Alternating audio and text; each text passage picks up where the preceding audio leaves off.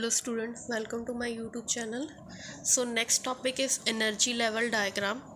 Energy level diagram ਕੀ ਹੈ, ਜਿਵੇਂ ਹੁਣ ਆਪਾਂ ਨੇ ਪਿੱਛੇ ਟੌਪਿਕਸ 'ਚ ਪੜ੍ਹਿਆ ਸੀਗਾ ਇਲੈਕਟ੍ਰੋਨਿਕ ਕਨਫੀਗਰੇਸ਼ਨ 'ਚ 1s ऑर्बिटल पढ़े, 2s ऑर्बिटल पढ़े, 2p ऑर्बिटल पढ़े। तो इन्हां ऑर्बिटल ਦੀ एनर्जी कित्थे कित्थे लाई करदी आ, आपस 'ਚ ਇਹਨਾਂ ਦੀ एनर्जी सेम ਹੁੰਦੀ ਆ कि कुछ डिफरेंस ਹੁੰਦਾ ਆ कि ਜਿੱਦਾਂ ਜਿੱਦਾਂ ਆਪਣੇ ਕੋਲ n ਨੰਬਰ ਵੱਧਦਾ ਰਹਿੰਦਾ, n ਨੰਬਰ ਜਿਵੇਂ ਅਗਰ n1 ਹੋ ਰਿਹਾ, 2 ਹੋ ਰਿਹਾ, 3 ਹੋ ਰਿਹਾ ਤਾਂ एनर्जी ਲੈਵਲ 'ਤੇ ਕੀ फ़र्क ਪੈਂਦਾ। तो ਇਹ ਆਪਾਂ ਨੇ ਅੱਜ ਸਟੱਡੀ ਕਰਨਾ। तो फस्ट अपने को एनर्जी लैवल डायग्राम ਇਹ ਆਪਾਂ ਸਟੱਡੀ ਕਰਨਾ ਸਿਰਫ ਪਹਿਲਾਂ ਇਹ ਹਾਈਡਰੋਜਨ ਐਟਮ ਲਈ ਐਪਲੀਕੇਬਲ ਹੁੰਦਾ, ਸਿਰਫ ਇਹ ਜਿਹਦੇ 'ਚ ਆਪਣੇ ਕੋਲ 1 ਇਲੈਕਟ੍ਰੋਨ ਸਿਸਟਮ ਹੋਵੇ।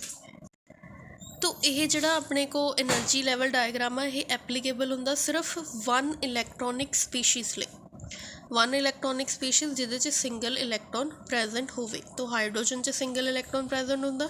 ਠੀਕ, ਹੁਣ ਜਿਨ੍ਹਾਂ 'ਚ ਆਪਣੇ ਕੋਲ n ਨੰਬਰ ਸੇਮ ਹੈ, ਜਿਨ੍ਹਾਂ 'ਚ n ਨੰਬਰ ਸੇਮ ਹੈ ਜਿਵੇਂ 2s ਹੋ ਗਿਆ। तो पहला आप स्टार्टिंग तो स्टार्ट करते 1s सब तो लोएस्ट एनर्जी वाला ऑर्बिटल होंगे। ठीक, क्योंकि जो आप इलैक्ट्रॉनिक कन्फिगरेशन भी स्टार्ट की सी तो आपने 1s तो ही इलैक्ट्रॉन फिल करने स्टार्ट किए थे। तो 1s सब तो लो वाला होंगे। 1s तो बाद 2s आ जाता, 2s तो बाद 2p आ जाता अपने को, 2s तो बाद 2p। हुण 2s और 2p के केस 2s और 2p के केस अपने को n नंबर सेम है। तो n नंबर सेम है, इन्हां दा जिहड़ा आ एनर्जी लैवल भी सेम होएगा। 2s की एनर्जी इक्वल होएगी 2p की एनर्जी ते। किन्हां दे केस सिर्फ सिंगल इलैक्ट्रॉन सिस्टम के case for hydrogen atom. Similarly अगर आप 3s की गल करिए, 3p की गल करिए और 3d की गल करिए तो n नंबर तिन्ना 3 है, तो इन्हां दी एनर्जी भी सेम होएगी। जिवें तुसीं डायग्राम च देख सकते हो सारिਆਂ ਦੀ एनर्जी सेम है जिन्हां दा n नंबर सेम है। तो जिन्हां दा n नंबर सेम हुंदा आ उन्हां दी एनर्जी सेम हुंदी है। हुण आ जिहड़े एक ही लैवल ते ऑर्बिटल पे आ, एक लैवल ते ऑर्बिटल पे आ, सेम लैवल ते आ 2s की एनर्जी 2p की एनर्जी दे इक्वल आ, 3s की एनर्जी 3p दे और 3d दे इक्वल है। ठीक है, बट 2s और 2p नालों इन्हां दी एनर्जी जिहड़ी है वो ज़्यादा है। बट इन्हां दी आपस च एनर्जी सेम है। जिन्हां दी आपस च एनर्जी सेम हुंदी आ उन्हां नूं आपां की कहंदे आ डीजनरेट ऑर्बिटल्स। उन्हां नूं नाम दिता जांदा डीजनरेट ऑर्बिटल्स दा। डीजनरेट ऑर्बिटल्स वो हुंदे आ जिन्हां दी एनर्जी सेम होवे, सेम लैवल ते लाई करन, वो होंगे डीजनरेट ऑर्बिटल। जिवें 2s 2p ये आपस च डीजनरेट ने, सारे एक ही सेम एनर्जी है इन्हां दी। तो 3s 3p और 3d जिवें तुसीं देख सकते हो 3s 3p या 3d डायग्राम च लिया हुआ। ठीक है, 3s 3p और 3d तो इन्हां दी एनर्जी सेम है, तो इन्हां नूं आपां कह सकते हैं डीजनरेट ऑर्बिटल। एक होर चीज़ जिहड़ी जिस इलैक्ट्रॉन सब तो पहला फिल होएगा, तो आ जिवें हाइड्रोजन की गल करिए, हाइड्रोजन का एटॉमिक नंबर 1 है तो इलैक्ट्रॉन 1s1। तो 1s1 आ, तो इहदे लई लास्ट इलैक्ट्रॉन 1s च फिल होया, एक ही इलैक्ट्रॉन आ। तो जिहड़ा लास्ट इलैक्ट्रॉन जिस ऑर्बिटल च एंटर करदा किसी भी एटम का ओहदी ग्राउंड स्टेट हो जाती। उस तो उपर 1s तो बाद हुण 2s आएगा क्योंकि लास्ट इलैक्ट्रॉन तो 1s च फिल होया, 1s तो बाद हुण 2s आ रहा, 2s तो आएगा 2p आएगा। तो 1s नूं छड्ड के बाकी जिहड़े हायर लैवल होणगे उन्हां नूं आपां ओहदी एक्साइटेड स्टेट का नाम दिंदे आ। ग्राउंड स्टेट हमेशा स्टेबल होएगी और एक्साइटेड स्टेट हमेशा अनस्टेबल होंदी है। रिलेशन हुंदा एनर्जी और स्टेबिलिटी का रिवर्स रिलेशन हुंदा। जिन्नी ज़्यादा स्टेबिलिटी उन्नी उहदी एनर्जी घट होएगी। हुण 1s की स्टेबिलिटी ज़्यादा आ 2s नालों, क्यों? क्योंकि 2s की एनर्जी ज़्यादा आ, 1s की एनर्जी घट है। तो ये तो सीगा आपां ने मोनो इलैक्ट्रॉनिक स्पीशीज़ जिन्हां च सिंगल इलैक्ट्रॉन आ उन्हां दे लई एनर्जी लैवल डायग्राम देखिया। बट जदों आपां मल्टी इलैक्ट्रॉन एटम की गल करते हैं, मल्टी इलैक्ट्रॉन एटम ਜਿਹਦੇ 'ਚ 2 ਇਲੈਕਟ੍ਰੋਨ ਆ ਜਾਣ ਔਰ 2 ਔਰਬਿਟਲਸ ਇਨਵੋਲਵਡ ਹੋਣ ਡਿਫਰੈਂਟ, ਇੱਕ ਐਸ ਹੋਵੇ ਇੱਕ ਪੀ ਹੋਵੇ, ਠੀਕ ਹੈ, ਅਲੱਗ-ਅਲੱਗ ਹੋਣ, ਉਹਨਾਂ ਨੂੰ ਆਪਾਂ ਕਹਿੰਦੇ ਆ, ਉਹਨਾਂ ਲਈ ਜਿਹੜਾ ਐਨਰਜੀ ਲੈਵਲ ਡਾਇਗਰਾਮ ਫੋਲੋ ਹੁੰਦਾ ਉਹ ਇਹ ਵਾਲਾ ਐਨਰਜੀ ਲੈਵਲ ਡਾਇਗਰਾਮ ਫੋਲੋ ਹੋਏਗਾ।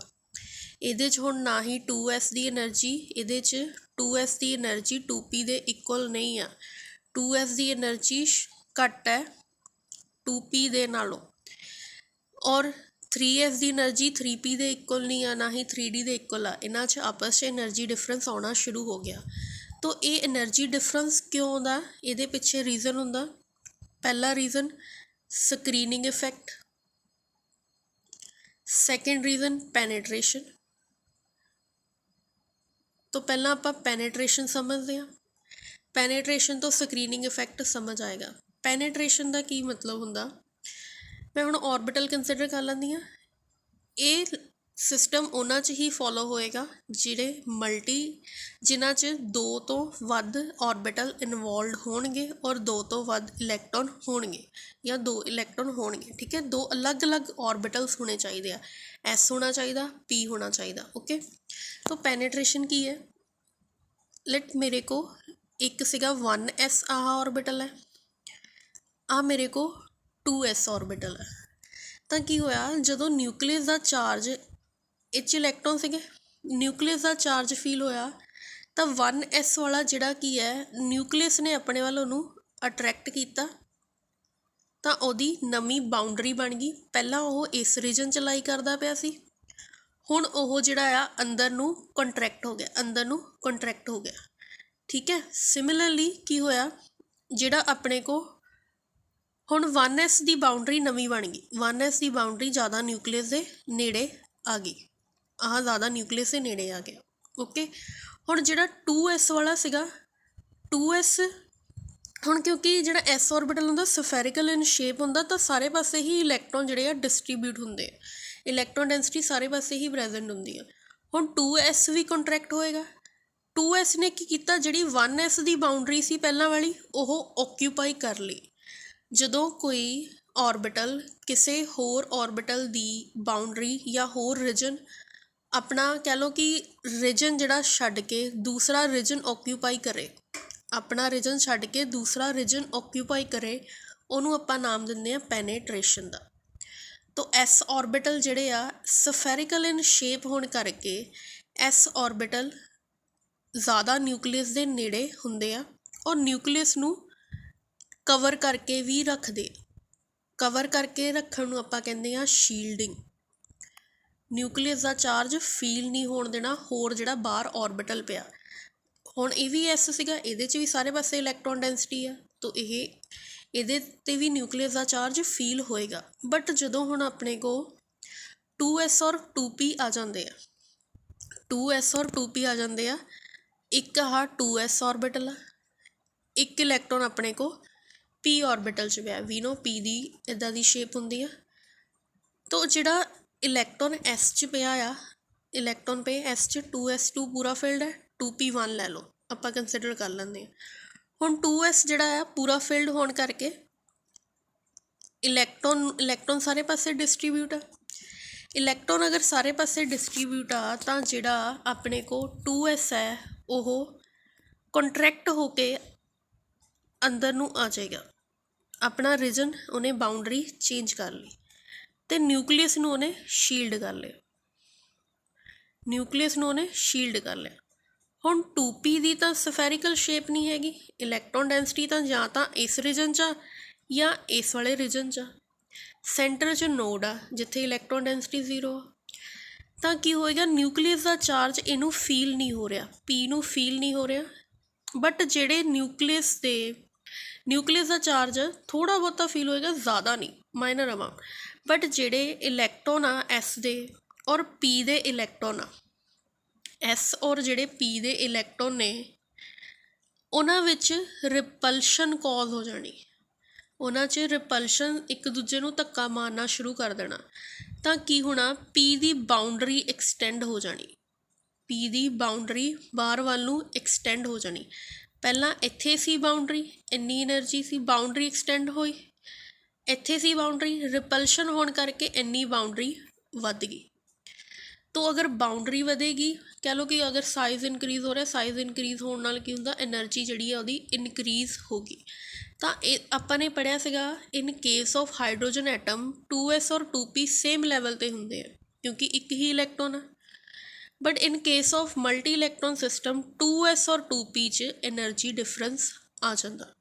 ਠੀਕ ਹੈ, ਬਾਕੀ ਜਿਨ੍ਹਾਂ ਦਾ n ਨੰਬਰ ਹੁਣ 2 ਤੋਂ ਬਾਅਦ 3 ਆ ਗਿਆ, ਇਹ ਤਾਂ ਆਪਣੇ ਕੋਲ ਐਨਰਜੀ ਅਲੱਗ ਹੀ ਹੋਏਗੀ, ਇਹਦੀ 2 ਦੀ 3 ਨਾਲੋਂ ਅਲੱਗ ਹੀ ਹੋਏਗੀ, ਡਿਫਰੈਂਟ ਹੋਏਗੀ। ਬਟ 3s ਔਰ 3p ਦੀ ਸੇਮ ਸ਼ੀਲਡਿੰਗ ਇਫੈਕਟ ਔਰ ਪੈਨੀਟ੍ਰੇਸ਼ਨ ਕਰਕੇ ਡਿਫਰੈਂਸ ਆ ਜਾਂਦਾ। ਐਨਰਜੀ ਡਿਫਰੈਂਸ ਹੁੰਦਾ, ਬਹੁਤ ਘੱਟ ਐਨਰਜੀ ਡਿਫਰੈਂਸ ਹੁੰਦਾ, ਬਟ ਫਿਰ ਵੀ ਆਪਾਂ ਕਹਿ ਦਿੰਦੇ ਹਾਂ ਕਿ ਡਿਊ ਟੂ ਸ਼ੀਲਡਿੰਗ ਇਫੈਕਟ ਇਹ ਇੱਕ ਦੂਜੇ ਤੋਂ ਡਿਫਰ ਕਰਦੇ ਆ। ਆਪਾਂ ਸੇਮ ਨਹੀਂ ਕਹਿ ਸਕਦੇ ਕਿ ਹਰੇਕ ਲੈਵਲ ਦੇ 3s ਦੀ, 3p ਦੀ ਔਰ 3d ਦੀ ਜਾਂ 2s ਦੀ ਜਾਂ 2p ਦੀ ਸੇਮ ਐਨਰਜੀ ਹੋਏਗੀ। ਤਾਂ ਅਗਰ ਹੁਣ ਆਪਣੇ ਕੋਲ ਇੱਥੇ ਕਿੰਨੇ ਐਨਰਜੀ ਲੈਵਲ ਬਣਦੇ ਪਏ ਆ, 1 2 3 4 5 6 7 8 9 10 11 12 13, ਠੀਕ ਹੈ। ਤਾਂ 13 ਐਨਰਜੀ ਲੈਵਲ ਬਣਦੇ ਪਏ ਆ। ਬਟ ਇਹਦੇ 'ਚ ਕਿੰਨੇ ਐਨਰਜੀ ਲੈਵਲ ਸੀਗੇ, 1 2 3 4 ਕਿਉਂਕਿ ਸਾਰੇ ਇਹਨਾਂ ਦੀ ਆਪਸ 'ਚ ਐਨਰਜੀ ਸੇਮ ਹੈ। ਤਾਂ ਇਹ ਰੀਜ਼ਨ ਹੁੰਦਾ ਸ਼ੀਲਡ ਆਪਣੇ ਕੋ ਐਨਰਜੀ ਡਿਫਰੈਂਸ ਦਾ, ਸ਼ੀਲਡਿੰਗ ਔਰ ਸਕਰੀਨਿੰਗ ਇਫੈਕਟ। ਆਈ ਹੋਪ ਤੁਹਾਨੂੰ ਸਮਝ ਲੱਗਾ ਹੋਏਗਾ ਟੋਪਿਕ। ਤਾਂ ਜਿਹੜੇ ਆਪਣੇ ਕੋ ਔਰਬਿਟਲਸ ਹੁੰਦੇ ਆ, ਇਹ ਹੁਣ ਅਗਰ ਮਲਟੀ ਇਲੈਕਟ੍ਰੋਨ ਸਿਸਟਮ ਲਈ ਹੀ ਫੋਲੋ ਹੋਏਗਾ ਇਹ, ਅਤੇ ਇਹਦੇ ਲਈ ਕੰਡੀਸ਼ਨ ਜ਼ਰੂਰੀ ਹੁੰਦੀ ਹੈ ਕਿ 2 ਡਿਫਰੈਂਟ ਔਰਬਿਟਲਸ ਪ੍ਰੈਜ਼ੈਂਟ ਹੋਣੇ ਚਾਹੀਦੇ ਆ। ਠੀਕ ਹੈ, ਥੈਂਕ ਯੂ ਫॉर ਵਾਚਿੰਗ। ਅਗਰ ਕੋਈ ਡਾਊਟ ਹੋਇਆ ਤਾਂ ਤੁਸੀਂ ਕਮੈਂਟ ਸੈਕਸ਼ਨ 'ਚ ਲਿਖ ਸਕਦੇ ਹੋ। Thank you.